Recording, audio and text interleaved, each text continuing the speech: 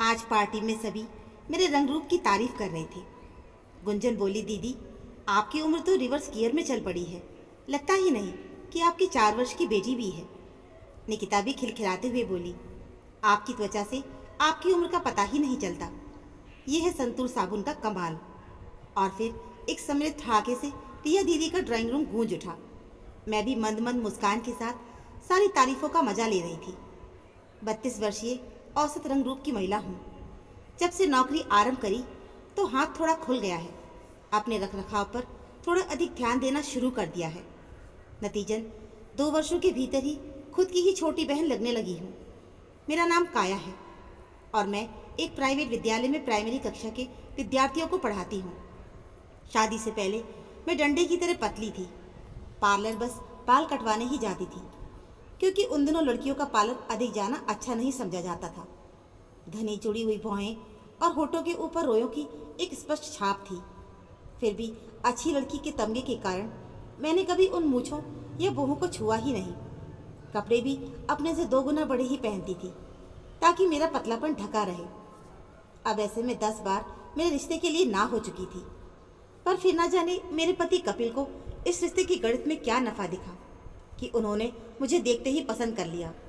नाना, ऐसा मत सोचिए कि कपिल कोई हीरो थे। वो भी मेरी तरह औसत रंग रूप के ही स्वामी थे। पर इस देश में हर ठीक ठाक कमाने वाले लड़के को ऐश्वर्य की दरकार होती है। मैं खुश थी और पहली बार फेशियल, ब्लीच, वैक्सिंग इत्यादि कराई और अपनी नाप के कपड़े भी सिलवाए। गलत नहीं होगा अगर मैं कहूँ कि शादी में मैं बेहद खूबसूरत लग रही थी। कम से कम आईना और मेरी सहेलियाँ तो यही कह रही थी। शादी के बाद कपिल और उनके परिवार के प्यार और सम्मान ने मुझे आत्मविश्वास के पंख दे दिए और मैं आकाश में उड़ने लगी। कपिल एक सरकारी विभाग में क्लास 2 ग्रेड के एम्प्लॉय थे, पर फिर भी उन्होंने खर्चों पर जरा भी टोकाटकी नहीं की।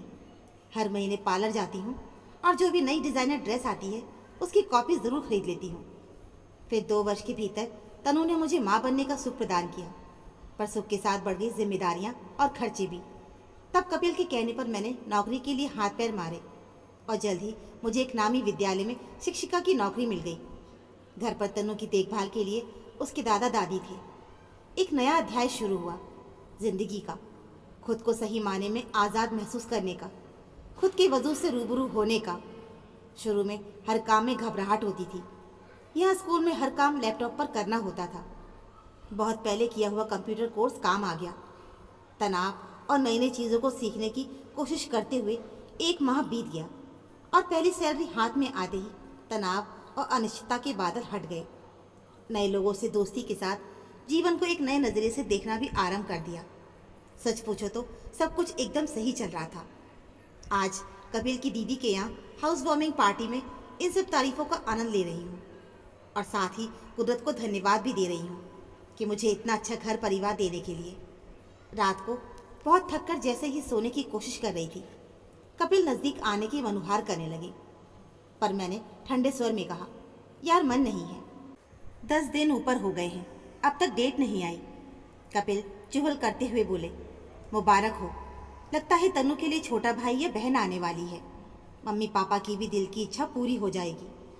मैंने कपिल के हाथ को झटकते हुए कहा, तुम्हें पता है ना, अभी मैं दूसरा बच्चा नहीं कर सकती, नहीं तो कंफर्मेशन रुक जाएगी। कपिल ने प्यार से सिर थपथपाते हुए कहा, अरे बाबा, तनाव के कारण ये सब हो रहा है, लाओ सिर में तेल की मालिश कर दो। ऐसे ही देखते देखते 10 दिन और बीत गए। फिर बाजार में उपलब्ध प्रेगनेंसी किट से टेस्ट किया, पर नतीजा नेगेटिव था। रविवार को कपिल और मैं डॉक्टर के पास गए। डॉक्टर ने सारी बातें ध्यान से सुनी और फिर कुछ टेस्ट कराने के लिए कहा। मंगलवार को रिपोर्ट आ गई और फिर से हम डॉक्टर के सामने बैठे थे। रिपोर्ट पढ़ते हुए डॉक्टर के चेहरे पर चिंता की रेखाएं थी। चश्मा निकालकर डॉक्टर बहुत स्नेहल परंतु गंभीर स्वर में बोली, ये सारी रिपोर्ट्स पेरीमेनोपॉजल की तरफ इशारा कर रही हैं। आपको प्रीमेच्योर ओवेरियन फेलियर है। मुझे कुछ समझ नहीं आ रहा था कि क्यों और कैसे ये तूफान मेरी ज़िंदगी में आ गया है। मैं अब तक एक पूर्ण स्त्री थी। अभी तक तो मैंने अपने अस्तित्व को पूर्ण रूप से भोगा भी नहीं था और मेरा शरीर मेनोपॉज की तरफ आ रहा है, और वो भी मात्र 32 वर्ष की उम्र में। इस उम्र में तो बहुत बार लड़कियों की शादी होती है। एक टूटा हुआ मन और अधूरा तन लेकर मैं कपिल के साथ घर आ गई। सास ससुर बहुत आशा से कपिल की तरफ देख रहे थे, कोई खुशखबरी सुनने की आस में। पर कपिल ने कहा, कोई खास बात नहीं है। मैंने कपिल से कहा, झूठ क्यों बोला, क्यों नहीं बताया कि मैं अब कभी चाहकर भी माँ नहीं बन पाऊंगी। और ये कहते हुए एक तीव्र दर्द की लहर मुझे भीतर तक हिला गई। पहले मेरी माँ बनने की कोई लालसा नहीं थी, पर अब मैं दोबारा माँ न बन पाने के लिए बिसुर रही थी। सबसे ज़्यादा साल रहा था एक खालीपन। मेरे स्त्री होने की पहचान मुझसे छूट रही थी, वो भी मात्र 32 वर्ष की उम्र में। मैं जब शाम को अपने कमरे से बाहर नहीं निकली तो सासू माँ अंदर आई। उन्हें देखकर मैं सकपका गई। बहुत प्यार से उन्होंने सिर पर हाथ फेर कर पूछा, तो मैं अपने आप को रोक नहीं पाई। रोते हुए मैंने उन्हें सब कुछ बता दिया। वो बिना कुछ बोले कमरे से बाहर निकल गई। मुझे उनसे ऐसी ही प्रतिक्रिया की उम्मीद थी। अब मैं उन्हें उनका दूसरा पोता या पोती नहीं दे पाऊंगी ना, फिर वो क्यों परवाह करेंगी मेरी।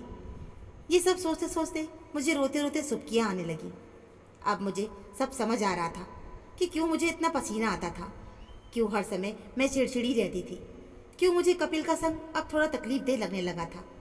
मैं इन सारी चीज़ों को अपने रोज़मर्रा के तनाव से जोड़ रही थी, पर असली कारण तो पेरी मेनोपॉज था। अगले दिन मैंने स्कूल में अपनी सबसे अच्छी दोस्त से जब ये बात साझा करी तो उसकी आंखों में अपने लिए चिंता और दया के मिले जुले भाव देखे। पर फिर वो हंसते हुए बोली, चल अच्छा है, तेरा हर महीने सैनिटरी पैड्स खरीदने का खर्चा बच जाएगा। हर तरफ से बस सहानुभूति मिल रही थी। बेचारी अभी उम्र ही क्या थी, अब पति को कैसे बांध के रख पाएगी। सुनो काया, जिम आरंभ कर लो। इस चरण में तेजी से वजन बढ़ता है। देखो कहीं जोड़ों का दर्द अभी से आराम ना हो जाए। हार्मोन्स रिप्लेसमेंट थेरेपी करवा लो। मेरा दिमाग चक्कर घिन्नी की तरह घूम रहा था। उधर रोज मेरे करीब आने की चाह रखने वाले मेरे प्यारे पति ने पिछले 15 दिनों से मेरे करीब आने की कोशिश नहीं की। वजह मुझे पता है, उन्हें भी लगता है अब मैं उन्हें सुख नहीं दे पाऊंगी। ना जाने क्यों वो मुझसे खिंचे खिंचे से रहते हैं।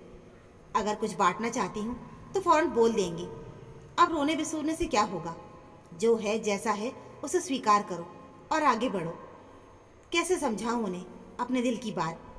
मुझे ऐसा लगता है जैसे हरियाली आने से पहले ही मैं बंजर हो गई हूँ। ये स्वीकार करना मेरे लिए बहुत मुश्किल हो रहा था कि मेरा यौवन काल कुछ ज़्यादा ही तेज गति से चला गया और जो गंतव्य 47 या 48 वर्ष के बाद आता है वो 17-18 वर्ष पहले ही मेरे जीवन में आ गया। मुझे लग रहा था शारीरिक से ज़्यादा मैं मानसिक रूप से कमज़ोर हो गई हूँ। उधर कपिल ने अपने आप को एक दायरे में कैद कर लिया था। ना जाने सारा दिन वो लैपटॉप पर क्या करते रहते हैं। उधर सासू माँ ने कहा तो कुछ नहीं, पर ऐसा लगता है जैसे मुझसे वो खुश नहीं है, या ये मेरा वहम है। एक माँ होने को आ गया और मैंने अपने मन को समझा लिया था कि अब यही मेरी ज़िंदगी है। आईने को रोज़ घूर घूर कर देखती थी कि कहीं झुर्रियों ने अपना जाल तो नहीं बना लिया। तेज चलने से डरने लगी थी कि कहीं गिरकर हड्डी न टूट जाए। आखिर हड्डियाँ रजोनिवृत्ति के बाद तेजी से कमज़ोर होती हैं। आज पूरे 1 महीने के बाद ठीक से तैयार होकर स्कूल के लिए निकली तो पुरुषों की निगाह में अपने लिए प्रशंसा के भाव देखे। खुद को अच्छा भी लगा कि अभी भी मैं सराहनीय हूँ। आज कुछ मन ठीक था तो तनु को लेकर पार्क जाने लगी। सासू माँ भी मुस्कुराकर बोली, ऐसे ही खुश रहा करो, पूरा घर चुप हो जाता है तुम्हारे चुप रहने से। और बेटी, उतार चढ़ाव का नाम ही तो जिंदगी है। मन को स्थिर रखकर समस्या का समाधान खोजो। मैंने बुझे मन से कहा, पर मम्मी अगर कोई समाधान ही ना हो तो? वो मुस्कुराते हुए बोली, यानी कोई समस्या ही नहीं है। रात के 10 बज गए थे पर कपिल का कुछ अता पता ही नहीं था। आज जब वो आए तो मैंने आते ही आड़े हाथों लिया। तुम्हें याद है ना कि तुम्हारा एक परिवार भी है? कपिल व्यंग कसते हुए बोले, हाँ अच्छी तरह से याद है। एक परिवार है और एक रोती बिसूरती कमज़ोर बीवी। मैं खड़ी खड़ी कपिल को देखती रह गई। कहाँ गया वो प्यार, वो दुलार? क्या औरत और मर्द का रिश्ता बस दैहिक स्तर तक ही सीमित है? खुद के ही शरीर से पसीने की गंध आ रही थी तो मैं नहाने चली गई। आईने में फिर से खुद को पागलों की तरह देखने लगी। अभी तो शरीर में कसावट है, पर शायद 2-3 वर्ष में शरीर ढीला पड़ जाएगा जब एस्ट्रोजन हार्मोन्स बनना बंद हो जाएगा। बाहर आई तो कपिल गहरी नींद में सो चुके थे। बहुत मन हुआ कहूँ कि मुझे तुम्हारे साथ की ज़रूरत है, मुझे अकेला मत छोड़ो। आज फिर कपिल देर से आए पर मैं बिना कुछ कहे ही खाना लगा दिया। खाना खाते हुए कपिल बोले, मुझे तुमसे कुछ ज़रूरी बात करनी है। कल का डिनर हम बाहर करेंगे। मेरा दिल धक धक कर रहा था कि कहीं कपिल किसी और से तो नहीं जुड़ गए। यदि हाँ तो मैं उन्हें रिहाई दे दूंगी। कोई हक नहीं है मुझे उनसे कोई सुख छीनने का। पूरी रात इसी उधेड़-बुन में बीत गई और सुबह मैंने काफ़ी हद तक अपने आप को तैयार कर लिया था। अगले दिन कपिल टाइम से घर आ गए थे और फिर हमारी कार एक बिल्डिंग के बाहर खड़ी थी। हम लोग लिफ्ट में ऊपर गए तो देखा वह काउंसलर का ऑफिस था। मैं कपिल को देखने लगी। कपिल मेरा हाथ पकड़कर मुझे अंदर ले गए। एक बेहद ही खूबसूरत और ज़हीन महिला थी। कपिल ने मेरा परिचय दिया और मुझसे बोले, काया तुम बात करो, मैं थोड़ी देर में आता हूँ। काउंसलर से मैंने अपने मन की सारी बात कह दी। वो बिना कुछ बोले बहुत धैर्य से मेरी बातें सुन रही थी और फिर बोली, काया तुम स्त्री होने से पहले एक इंसान हो। तुम्हारी पहचान बस तुम्हारे अस्तित्व तक सीमित नहीं है। ये ज़रूर है कि तुम्हें इस दौर का सामना थोड़ा जल्दी करना पड़ रहा है, पर खान पान में थोड़ा बदलाव, थोड़ा व्यायाम करने से तुम्हारी ज़िंदगी फिर से पटरी पर आ जाएगी। ये ज़िंदगी का एक नया अध्याय है। इसे समझो, स्वीकार करो और मुस्कुराते हुए तुम आगे बढ़ो। थोड़ी देर के बाद कपिल भी आ गए और फिर हम दोनों आज काफ़ी दिनों के बाद एक साथ डिनर कर रहे थे। कपिल बरसों बाद मुझे प्यार से देख रहे थे। मैंने भीगे स्वर में कहा, कहो क्या कहना था। कपिल बोले, ध्यान से सुनना, बीच में मत टोकना। तुम मेरी ज़िंदगी का सबसे महत्वपूर्ण पन्ना हो। तुम स्त्री हो और मैं पुरुष हूँ, इसलिए समाज ने हमें विवाह के बंधन में बांध दिया है। पर तुम मेरे लिए एक स्त्री नहीं हो, मेरा सबल भी हो। अगर मैं किसी समस्या से गुजर रहा हूँगा तो क्या तुम मुझे अकेला कर दोगी या मेरे साथ खड़ी रहोगी। मैं तुम्हारे साथ खड़े रहना चाहता हूँ, पर तुमने मुझे अपने से बहुत दूर कर दिया है। अपने इर्द गिर्द इतनी नकारात्मक ऊर्जा इकट्ठी कर ली कि मैं तो क्या, कोई और भी चाहकर तुम्हारी सहायता नहीं कर सकता है। मैं आंखों में आंसू भर कर बोली, पर तुम तो खुद मुझसे कटे कटे रहते हो। कपिल हंसते हुए बोले, पगली, तुम्हारे रोने की आदत के कारण से कटा कटा रहता हूँ, तुम्हारे कारण नहीं। ये ज़िंदगी में एक मोड़ आया है, थोड़ा सा ज़्यादा घुमावदार है, तो क्या हुआ, हम एक साथ पार करेंगे। तुम एक शरीर नहीं हो, उससे भी ज़्यादा तुम्हारी पहचान है। स्पीड ब्रेकर पर रुकना पड़ता है ना, पर संभल कर पार कर लेते हैं ना। कपिल की बातों से ये तो मुझे समझ आ गया था कि क्यों हुआ, कैसे हुआ से ज़्यादा महत्वपूर्ण है उस समस्या का समाधान कैसे कर सकते हैं। आज इस बात को 3 वर्ष हो गए हैं।